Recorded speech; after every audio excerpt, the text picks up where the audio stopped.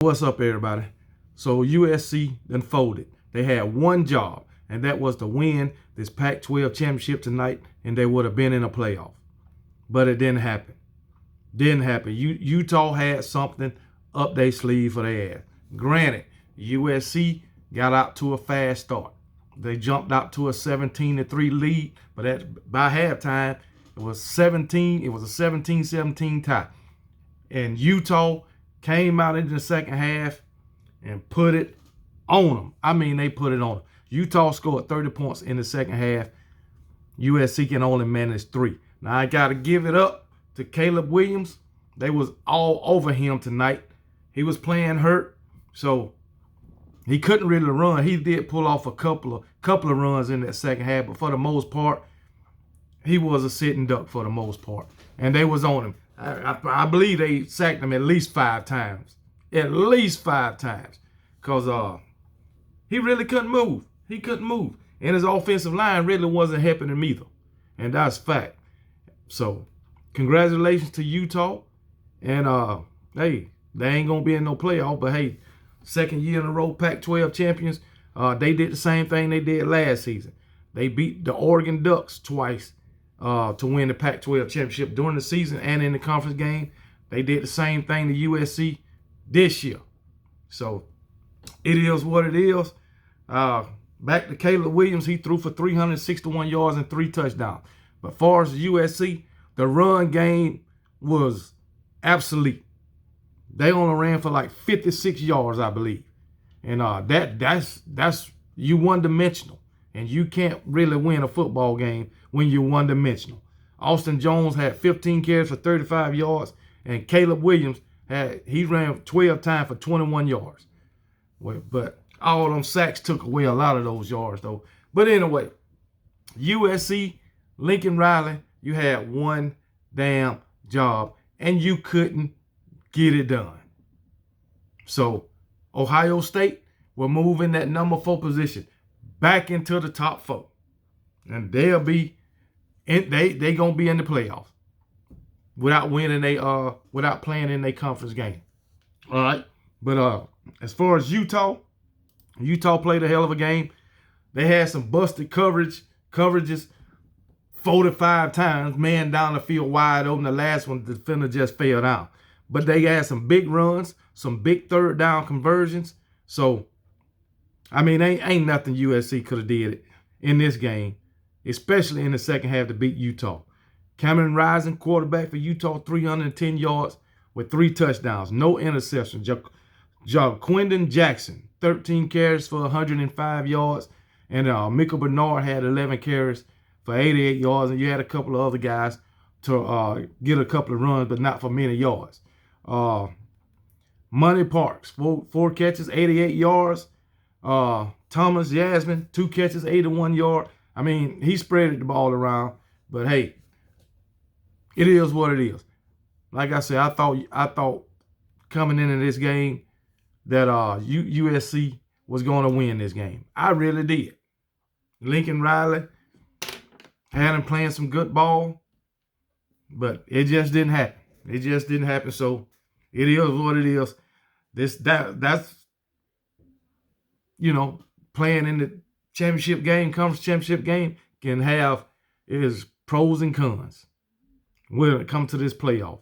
So if the playoff committee would have got together last week and there was no conference game, USC would have been in the playoff. But now, no.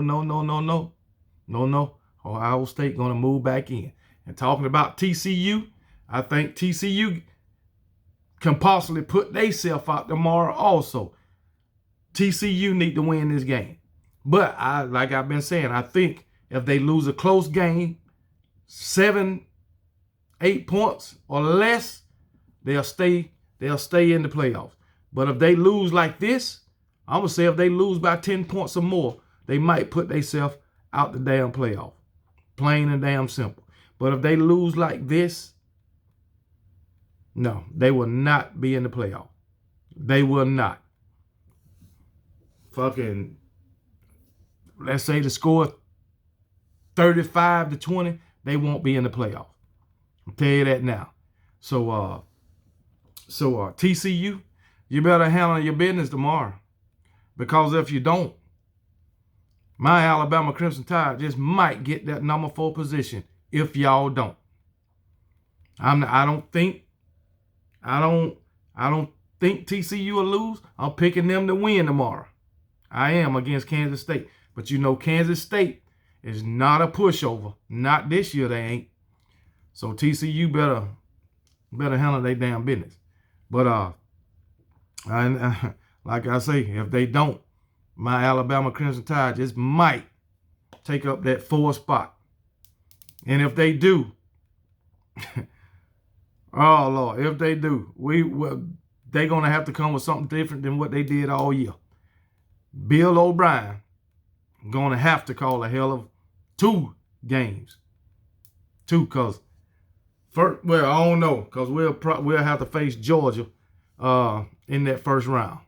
So he'll damn sure have to call a hell of a game, that game. Whoever we face in the second round, I feel like we can beat them. It'll just getting past Georgia. But guess what? If TCU handle their business, we won't even have to worry about it.